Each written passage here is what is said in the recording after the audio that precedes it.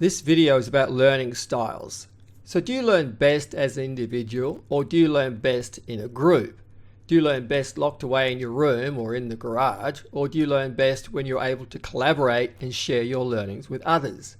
So you might still work by yourself, but do you have a social network where you can share your learnings with others? This seems to be a key distinction for a lot of people in the level of success that they achieve. And Michael Hall discusses this topic in his article titled Collective Learning. So it goes like this. You can learn, but can you learn with others? If we are able to develop effective groups, we need to be able to get people to first think together and then secondly to learn together. In neurosemantics, we are focused on these skills in our meta coach training of group and team coach training. These are both group coaching skills and simultaneously leadership skills. To this point, Arie de Geus, I hope I pronounced his name correctly, Geus of Royal Dutch Shell, tells this story in his book, The Living Company. In the early 1900s, milkmen in England would deliver bottles of milk to the door of each country home.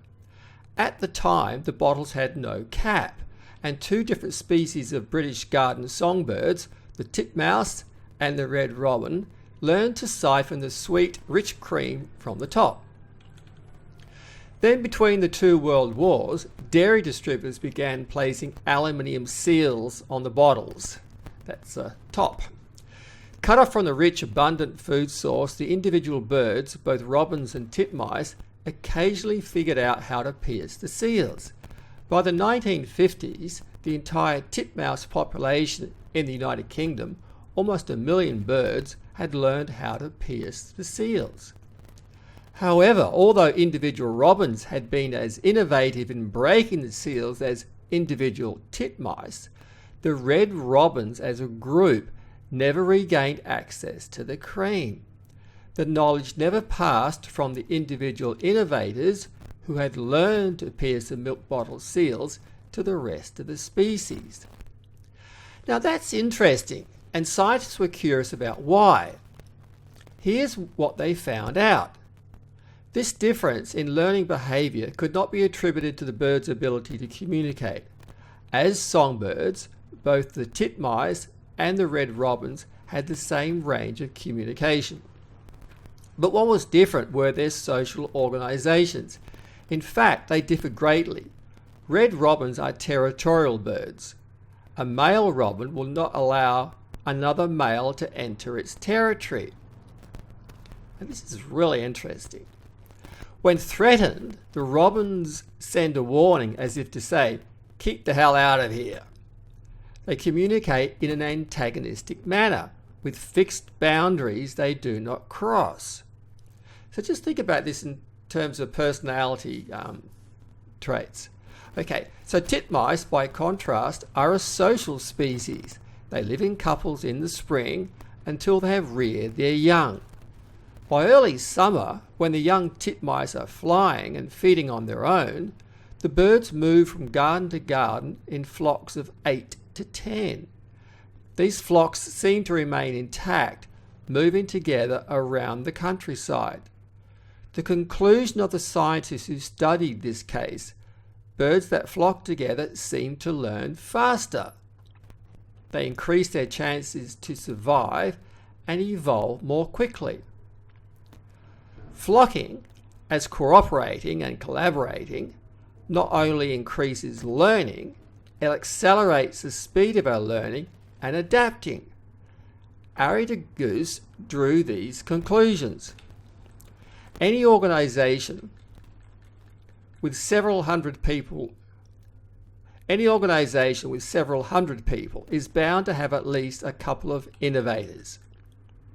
There are always people curious enough to poke their way into new discoveries, like the titmice finding their cream.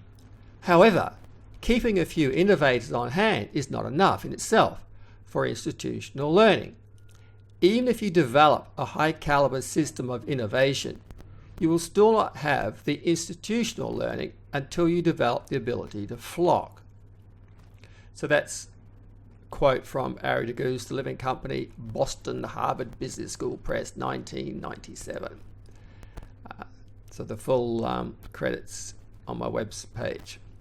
Now, while learning can be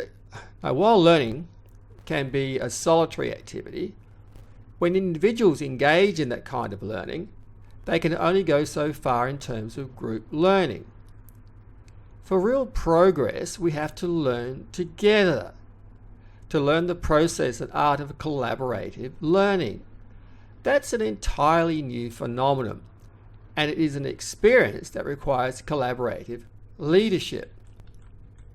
It requires collaborative leadership because in traditional organizations, there are numerous barriers that block this kind of mutual and shared learning. For example, there is the myth that information is power. There is the rule about giving information only as needed. There is the lack of feedback about the actions that people take, and there is the lack of information about what might have happened from the result of actions not taken. All of these things prevent collaborative learning. Such collaborative learning will require establishing feedback loops. It also requires experimenting to discover what works and what doesn't. We also need a learning culture within groups and organizations, one where people can challenge ideas and hidden assumptions. Collaborative learning inherently involves sharing what we're learning and spreading our insights and discoveries. Yet how many are paranoid of this? They fear that someone will steal their ideas and not give them credit. And that does happen. That's why we have to have a trusting community and collaborative leaders who in turn prevent such things from happening.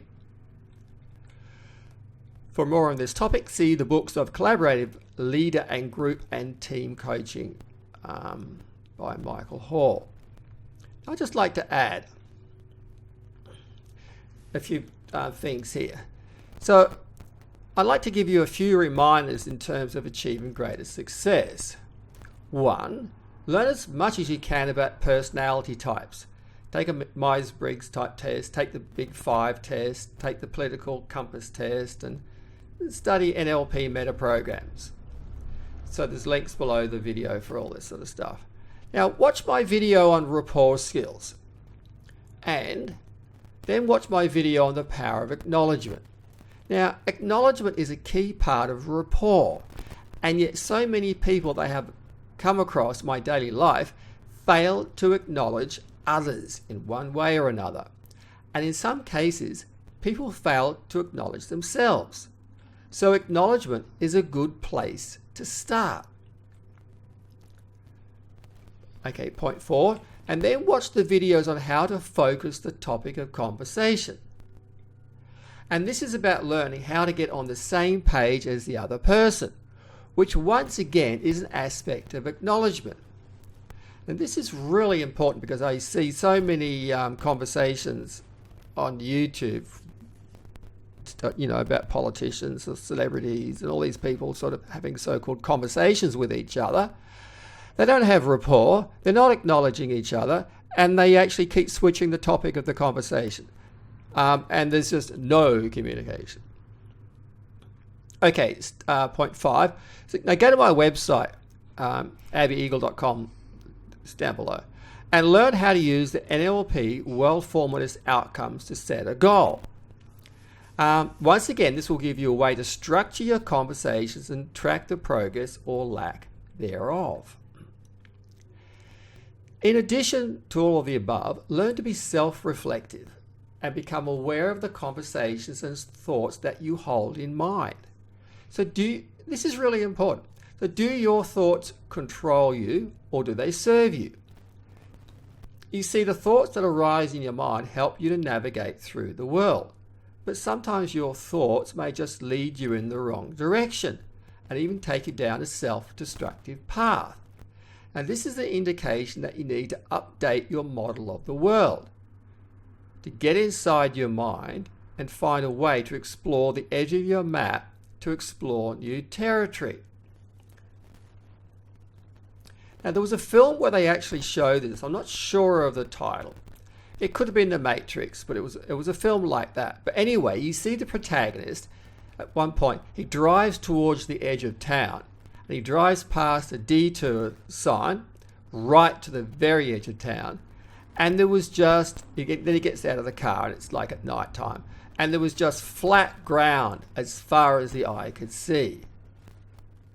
And when you get to the edge of your map, this is what it may feel like you just don't know what to do or who to speak to.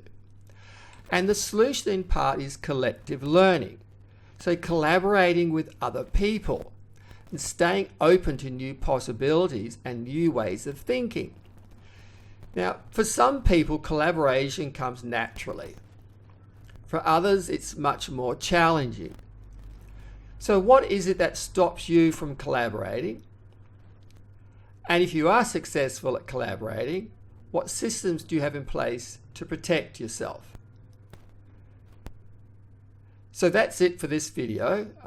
Please leave your comments below the video in the box. I'll do my best to answer your questions. And if you've not done so, please like and subscribe to my channel. Share the video on social media. All the best to you, and I look forward to seeing you again.